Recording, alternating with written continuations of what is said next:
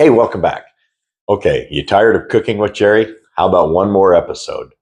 One thing you cannot get in the Philippines, refried beans. I don't know why. I mean, Frito-Lay makes a bean dip if you can find it, but it's in a small can and it goes pretty quick. So why not make your own?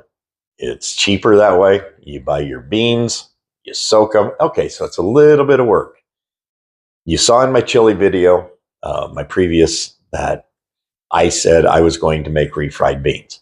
I did. Now, the difference between making chili and making refried beans, chili, I only have to pressure cook it one time. It's good to eat. Believe me, that has been some delicious chili. It's gone, so now it's time to make some more, but yeah, that's coming up. Refried beans. Basically everything you're making your chili with, except for the hamburger. I did not put hamburger in mine. You could, but you're grinding it all up. I use an immersion blender, handheld immersion blender, and I make it up. So take a look at this. One clip, for some reason, my camera, it went vertical instead of horizontal. So my apologies in advance. Deal with it. I don't have expensive camera equipment. I use my phone. Live with it. All right. Refried beans, let me tell you. I use it as bean dip. I use it in my tacos, smear it on my tortillas, or I put it in my taco shells, depending on how I'm eating my tacos. Sometimes both. I've done a video on that about a year ago. So take a look. Hopefully you can figure out how to make your own refried beans. Thanks for watching. Hey, see this scum here on top of these beans? It's what they call gassing. You ever eat chili and it sounded like a musical instrument for days after, right? Well, that's because the beans did not gas. There's enzymes that are released here once you soak them. So I'm getting ready to rinse these. This will be the fourth time to rinse, and pretty soon we're going to get them in the pot, and we're going to eventually make these into refried beans. Also, you see some of the floaters here. Now this is not dangerous. I mean, it's just kind of gross looking, but anyway, you see I've got a bunch of floaters here. These are the beans that will not take water, so that means they're not going to cook properly. So you want to skim those off. You see I've already got some down here in my drain, and I saw a couple of skins. There's one over here that's floating. You want to get all that out. That's just worthless stuff. All right, I'll show you the one after the rinsed. So I got them rinsed off. Now, for some reason, I'm getting a lot of the black beans that just want to float. And you want to stir these periodically because you may have what I call trash hidden down below. And as you stir this up, then stuff will float to the top. Now, I got slotted spoon here and just come right in there. Like I said, these black beans for some reason seem to be the majority of what's floating. So you get a suction when you put it right next to it and push down, and then it drains out and you got it. The black beans seem to be the majority of what I'm throwing out here. I'm not really happy with the quality if I'm throwing away this high of a percentage of the black beans and not a high percentage of the pinto beans. So I don't know. I just ordered some more different supplier of the black beans and the pinto beans. The pinto beans were smaller packages because I can't find the 1 kilo package that I ordered before. I see that little floater right there. I missed him. Oh, there he is. See? Floater. That's skin from a pinto bean. But anyway, they should be here in about a week or so, but I don't need them right away. But I ordered, they came in 400 gram bags, so I ordered 2 of the black beans and 3 of the pinto beans. All right, let me get this all rinsed out and go throw this away. Again, like I said, if they're floating, that means they're not taking water, especially after almost 24 hours. And if they're not taking water, then they're not going to cook right, and you'll have hard beans. So you want to separate that. Preparation for good food. All right, I don't cook just good enough. Okay, so that's my kink, right?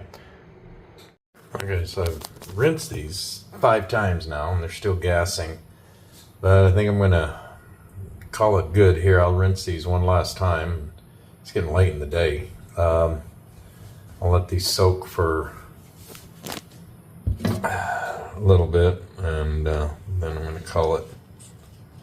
Alright, so I'm still pulling floaters out. So yeah, like I said, it's normal for these to gas. Sure save on the back end, if you know what I mean. So I'm also getting my spices out. There's my smoked chipotle, or as my late wife used to call it, chipotle. And I have this taco seasoning here. I'll probably only put 1 tablespoon in there. Yeah, and this I'll probably put a half a tablespoon again. This cumin, that gives the Hispanic flavor. And it's coriander, but when it's crushed up, it's cumin. I'll probably put 1.5 tablespoons in there. The chili powder, stuff's hot. I will probably, maybe 1.5 of that too. It's a lot smaller batch than what I had last time with the chili, so maybe I'll just do 1, 1.5, 1.5, and I'll just put those in here before I start. Plus, when I throw the beans in, I've got onion, full onion, and I don't know, 10 cloves of garlic. I think is what that is, 10 or 11. It was a lot, but I like garlic. And I'm going to pressure cook all of this down at the same time I pressure cook the beans.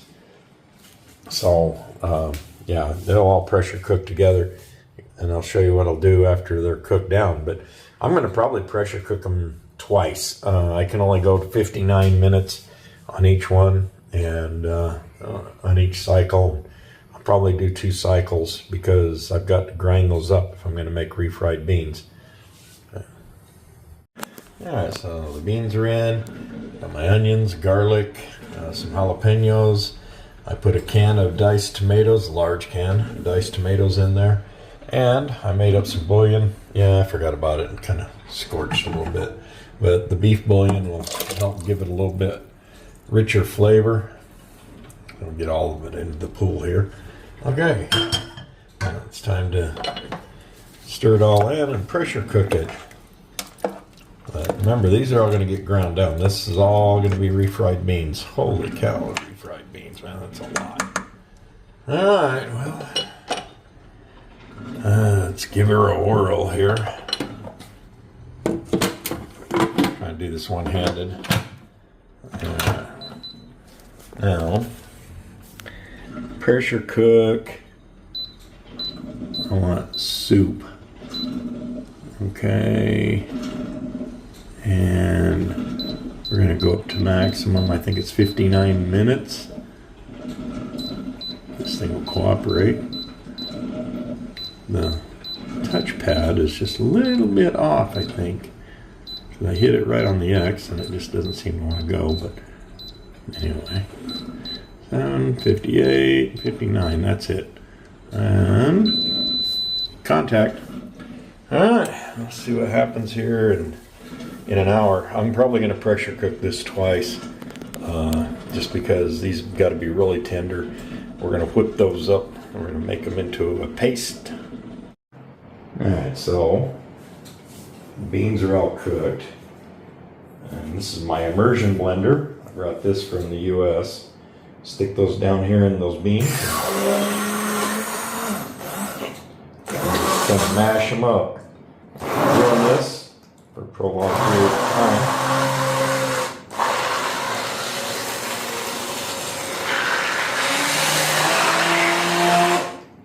These beans are really soft, and you want to make them into a paste.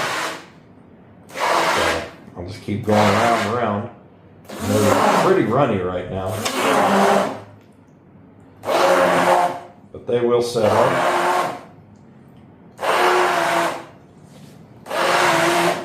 And this will make a bean dip, or just refried beans for tacos or whatever.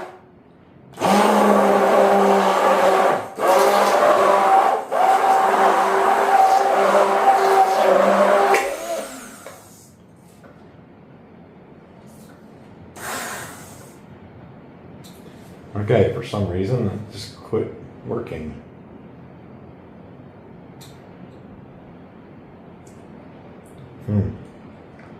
I think my immersion blender broke. I heard something click inside here.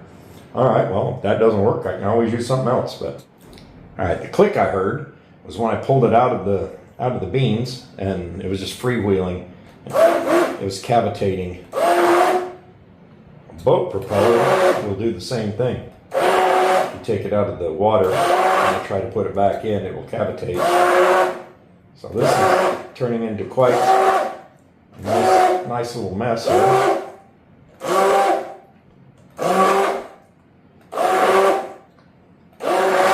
I'm not seeing any whole beans now. But then I cook these for a long time on pressure and on sauce thickening. So, and then I had them on keep warm for a long time, and they're still pretty warm. You want to make sure this is down in the beans before you do it. Otherwise, you're gonna fling beans all over the place. So, I don't know if you can see that or not, but it's a pasty consistency.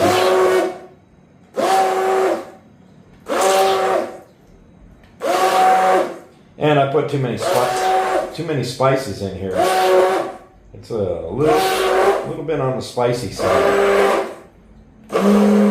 So next time I won't do that. But I ordered some more beans. So maybe next week I can try this again.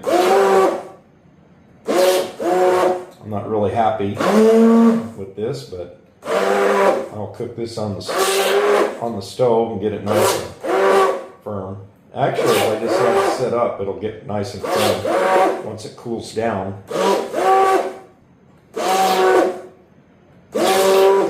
So, if you like bean dip, there you go. If you like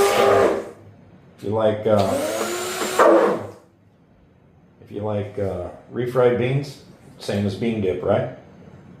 Okay, so it's not very pretty, but